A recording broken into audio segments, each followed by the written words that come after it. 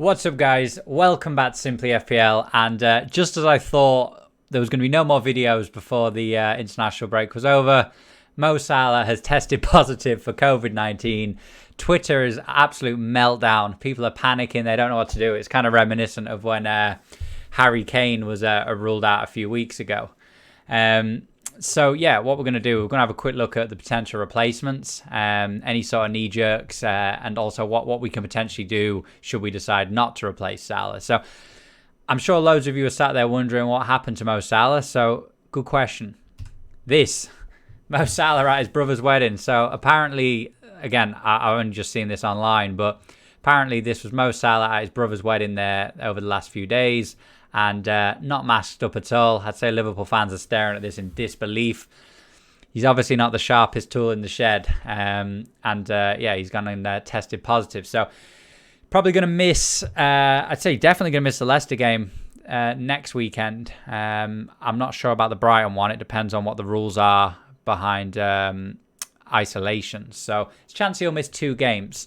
So yeah, let's get right into the team, shall we? So before we do, this was what I was planning on doing with my team. So the reason this is an issue now is because now Salah's out, I only have 10 players playing. So the subs I was going to make were Saiss for Cancelo, Son and Rodriguez for Sterling De Bruyne, and also get rid of Kane and Delap for Bamford Antonio. Was going to do all 5 of those subs over the next 3 game weeks. I'm pretty set on treble City, so look, I've seen all the pros and cons of it, but I think I'm going to put my stake in the ground and just go with the treble City. They've got good fixtures, and I'm happy enough with that. So as it stands at the moment, this next game week, Mitchell, Saiss, and Delap will not be playing for me. So now that Salah's out, I have to make a sub. So I've got a free transfer, so I'll definitely be making one. And I guess now I just need to decide what I'm going to do with those. So I could just do a direct replacement. Now, here's the 5 lads I'd potentially consider. Now, Grealish, first of all, I can't get him because I've got Martinez, Steer, and Barkley. So he's out of the equation for me, but I know a lot of other people will consider him. Now, he's got 4 goals and 6 assists so far this season in 7 games, averaging 8.5 points per game. Looks like the best player on the pitch in most of those games. So, look, I don't have him at the moment because I just can't see how I can waste a transfer to upgrade Barkley there.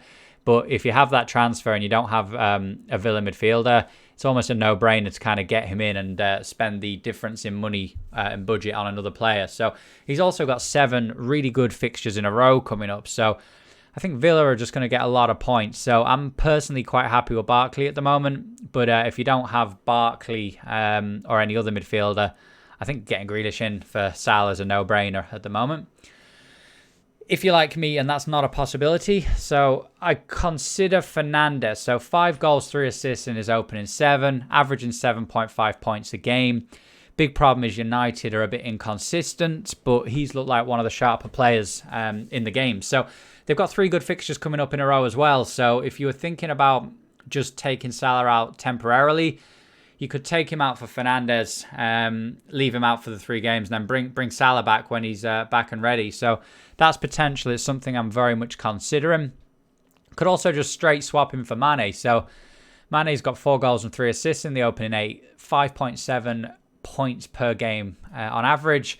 And Liverpool have 10 relatively good fixtures in a row coming up. So look, I don't think it's going to be a good idea to not hold any Liverpool assets. It's just whether or not you think I'll take Salah out and put Mane in, or if I'll just leave Salah on my bench for 2 games to avoid losing the 0.2 million in value that you'll lose because of his price increases.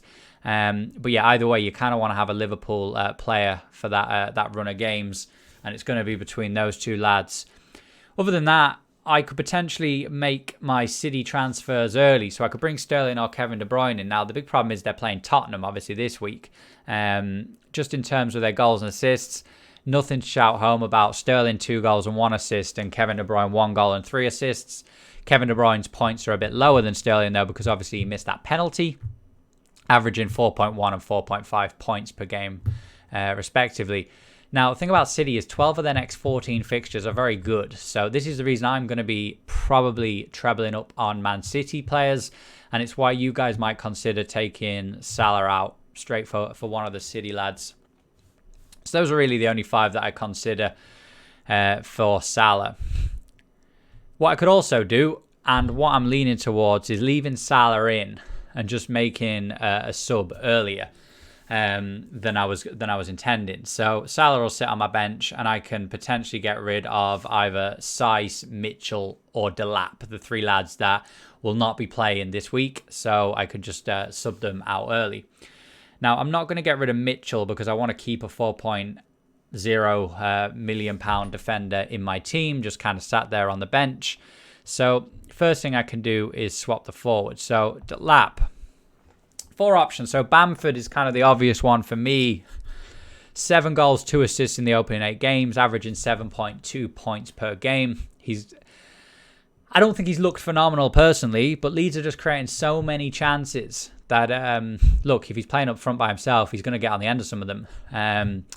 It's just the way it is. So that's why he's potentially a good asset. He's not that expensive. His points per million is going to be very good by the end of the season. Big problem, though, Leeds don't have the easiest fixtures coming up.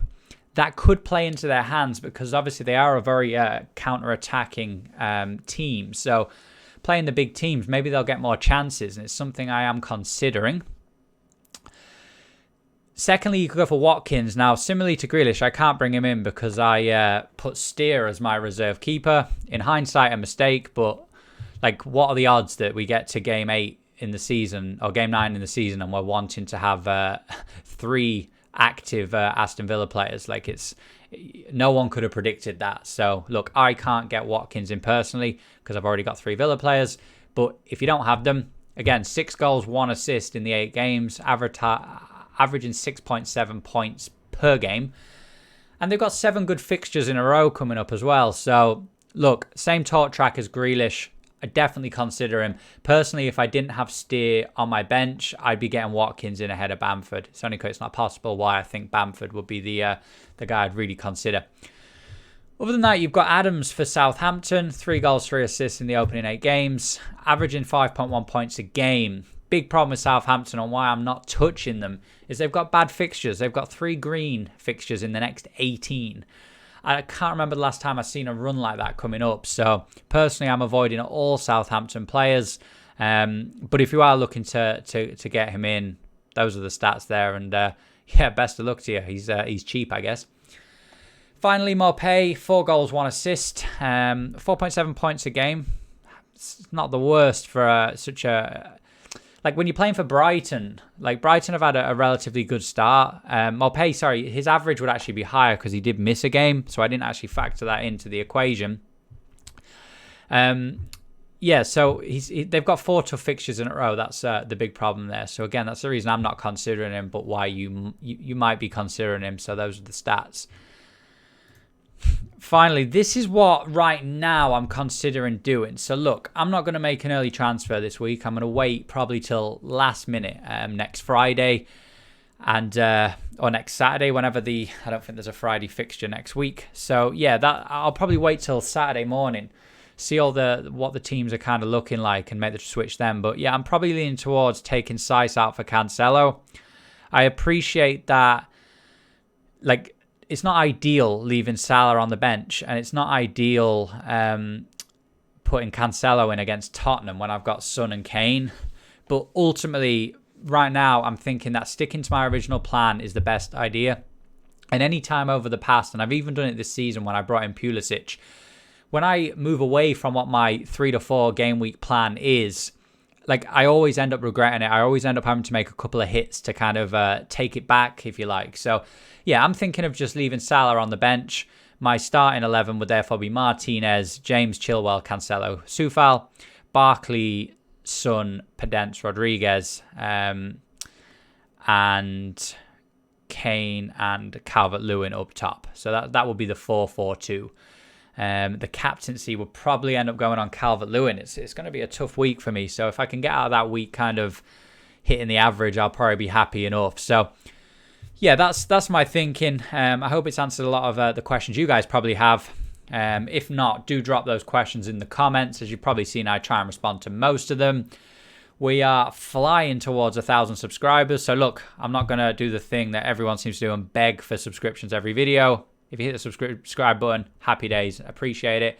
But other than that, I hope you've enjoyed the video. And yeah, look, I have said it a couple of times already this week.